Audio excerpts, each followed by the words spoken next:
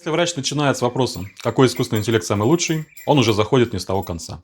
Из-за этого можно потерять время, разочароваться в нейросети, или, что хуже, случайно подтащить туда то, что вообще нельзя отправлять в искусственный интеллект. Это как спорить, что лучше – скальпель или зажим. Без задачи ответ бессмысленный. Для быстрого черновика нужен один режим работы, для большого источника другой, для базы знаний третий, для повторяемой рутины, возможно, уже агент. Названий много. ChatGPT, Gemini, Cloud, ноутбук LM, Obsidian, Codex, разные агенты.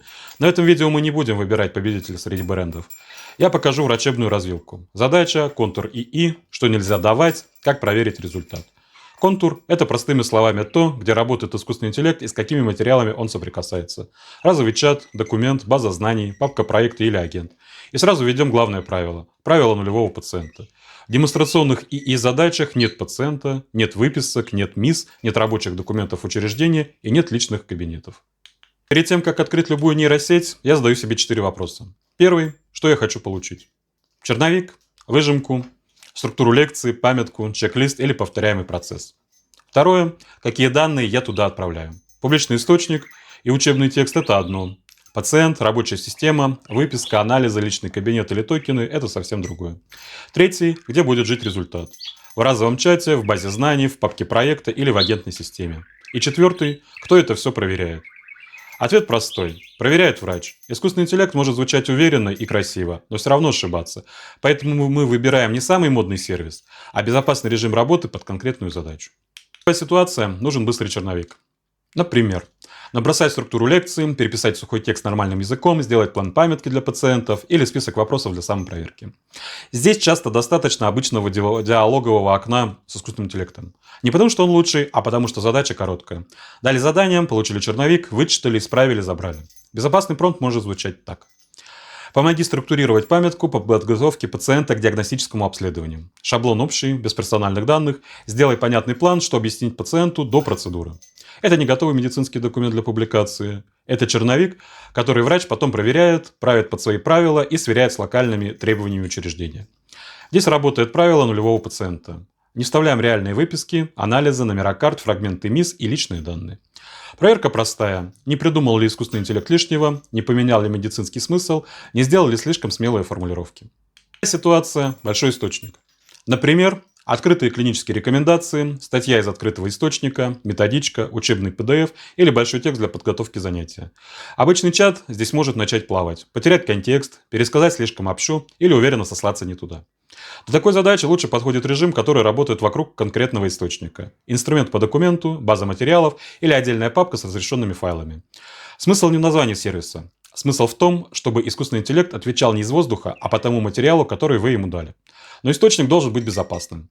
Открытая статья, учебная методичка, публичные рекомендации – да.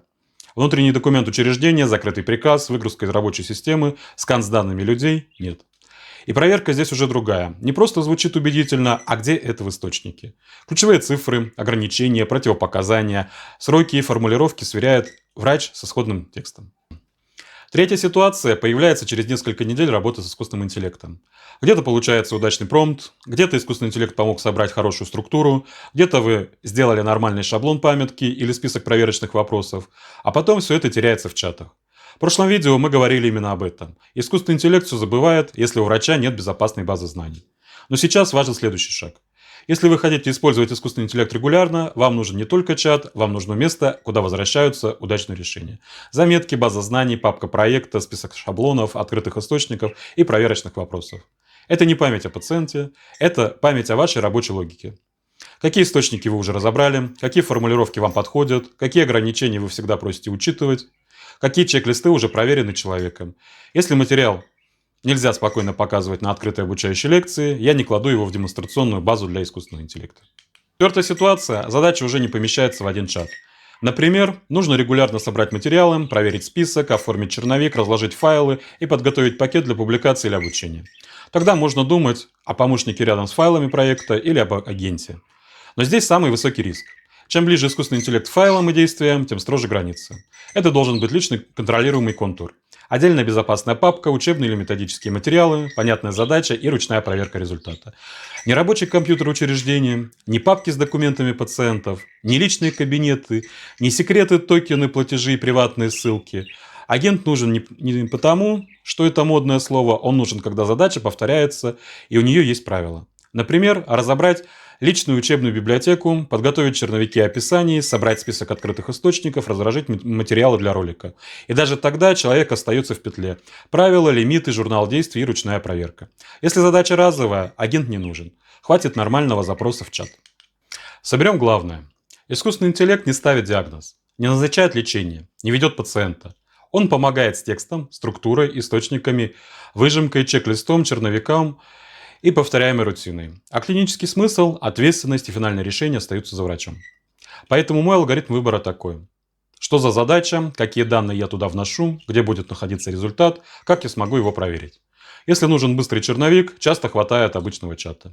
Если нужен большой источник, берем режим работы по документу и сверяем ответ с исходником. Если нужно не потерять решение, возвращаем их в безопасную базу знаний. Если задача повторяется, можно думать об агенте. Но только с правилами, ограничениями и ручной проверкой. И вот здесь появляется следующий вопрос. Инструмент выбрали, данные не нарушили, получили красивый ответ. А как понять, что он не врет? Потому что искусственный интеллект может ошибаться очень убедительно. В следующем видео разберем проверку ответа искусственного интеллекта, источник, медицинский смысл, приватность и финальное решение врача. Меня зовут Алексей Гордеев. До встречи.